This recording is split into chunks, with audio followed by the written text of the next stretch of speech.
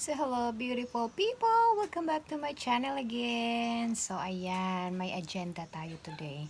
Actually, ano na siya, magti 10 o'clock na yata. Katatapos lang natin mag-breakfast and mag-coffee, syempre. And today's agenda ito, tingnan nyo mga lods kasi, yung ating dahon ng saging, nasa bahay na siya. So, kailangan ko siyang putulin. So, meron tayong gagawin mamaya. Tingnan nyo muna lods. So, ayan, 'di ba? Nakikita niyo yung saging. Yung dahon ng saging nandito na, oh. Maaabot ko na nga siya, eh. Ayan, oh. Oh.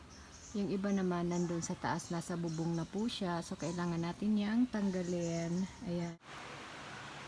So, guys, tara. Antingin na natin yung dahon ng saging. Hindi ako nakaano kaagad kasi umulan kanina. So, ayan, tara.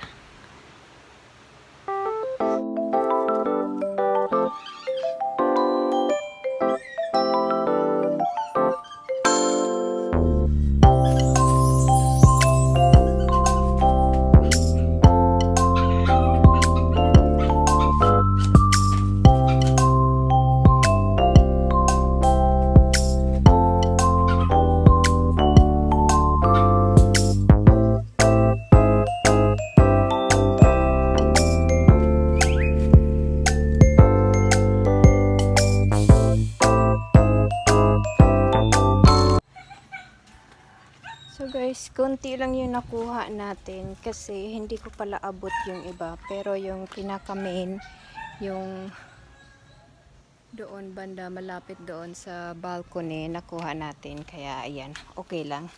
Yan ang importante. Laki ng dahon, no? Ang ganda pa man din.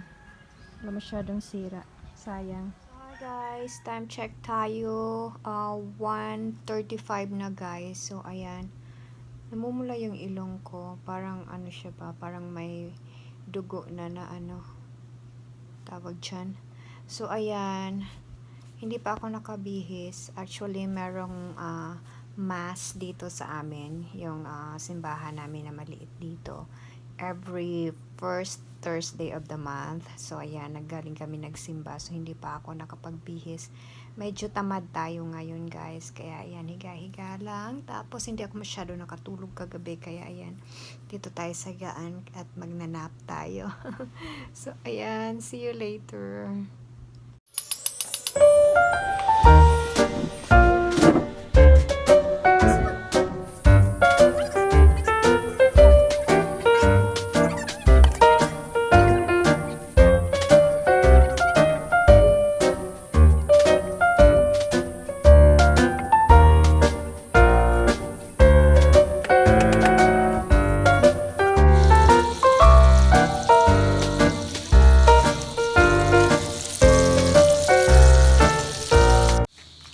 So guys, ang dami na namang bunga ng kakao namin. Tingnan nyo naman to guys.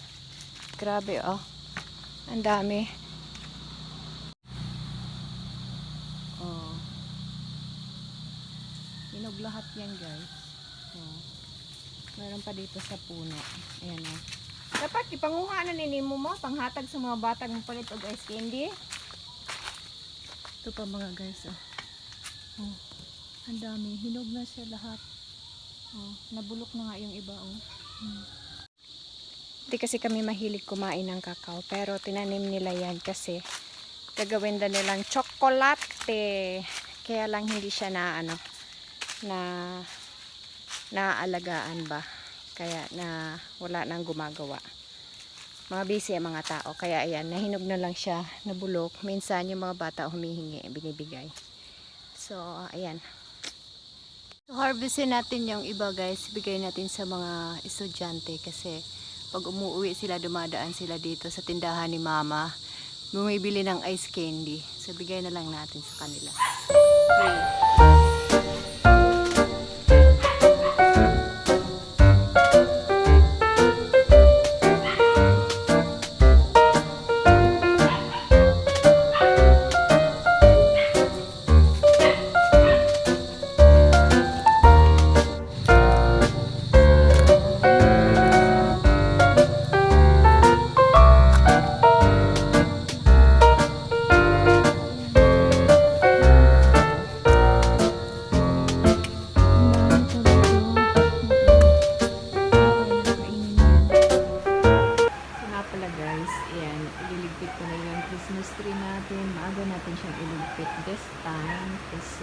aalis ako soon.